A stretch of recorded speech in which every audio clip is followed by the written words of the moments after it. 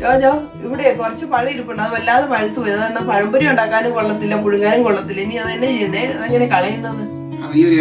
പഴം എടുത്തിട്ട് ഹലുവ ഉണ്ടാക്കും. ഞാനെങ്ങനെ ഹലുവ ഉണ്ടാക്കുന്നത് എനിക്കറിയില്ല. എന്നാ നമുക്ക് പോയി ഉണ്ടാക്കി നോക്കാം.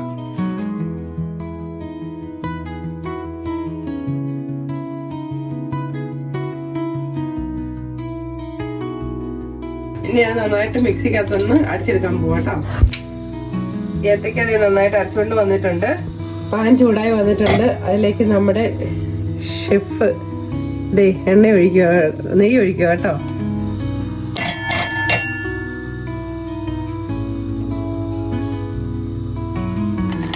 പാനിലേക്ക് നെയ്യ് ഒഴിച്ചു കൊടുത്തിട്ടുണ്ട്. അത് ഒന്ന് ചൂടായി വന്നിട്ടുണ്ട്. അപ്പൊ അതിലേക്ക് അരച്ചു വെച്ചിരിക്കുന്ന ഏത്തപ്പഴത്തിന്റെ ആ മിക്സ് ചേർക്കുക കേട്ടോ.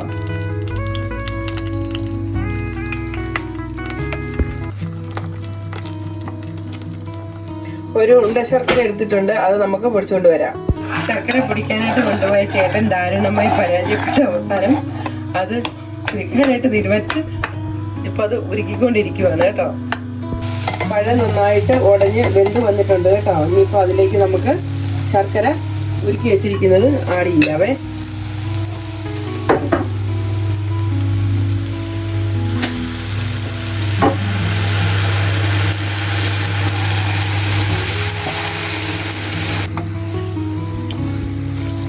നമ്മുടെ ഏത്തപ്പഴവും ശർക്കരയും ഒരുവിധം നന്നായിട്ട് ഇതായി വന്നിട്ടുണ്ട്.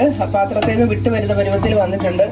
അപ്പോൾ അതിലേക്ക് നമ്മൾ പൊടിച്ച് വെച്ചിരിക്കുന്ന കുറച്ച് കാഷ്യൂസും പിസ്റ്റാഷ്യം ചേർക്കാൻ പോകട്ടോ. അത് നിങ്ങൾക്ക് ഇഷ്ടമുള്ള നട്ട്സ് ചേർക്കാം. എന്നിട്ട് നന്നായിട്ട് ഇളക്കി കൊടുക്കണേ. ആവശ്യത്തിന് ഏലക്കാപ്പൊടിയും കൂടെ ചേർത്ത് കൊടുക്കാം കേട്ടോ.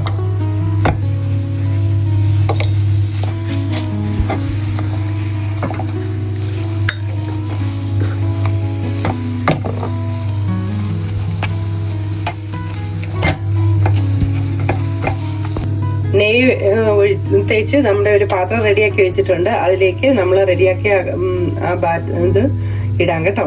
പാത്രത്തിലേക്ക് ഇട്ട് കൊടുത്തിട്ടുണ്ട്. ഇനി നന്നായി എടുത്ത് അതൊന്ന് സ്പ്രെഡ് ചെയ്യാം. നല്ല ഭംഗിയായിട്ട് അത് സ്പ്രെഡ് ചെയ്ത് വെച്ചിട്ടുണ്ട്.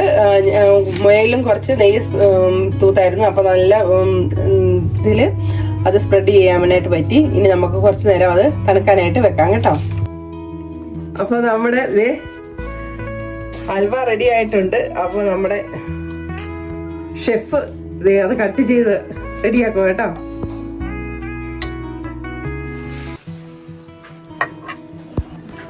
നമ്മുടെ ബനാനയും കൊണ്ടുള്ള ഹൽവ നല്ല അടിപൊളിയായിട്ട് കട്ട് ചെയ്ത് റെഡിയാക്കി വെച്ചിട്ടുണ്ട്. ഇനി നമുക്ക് അതൊന്ന് ടേസ്റ്റ് ചെയ്ത് നോക്കാം.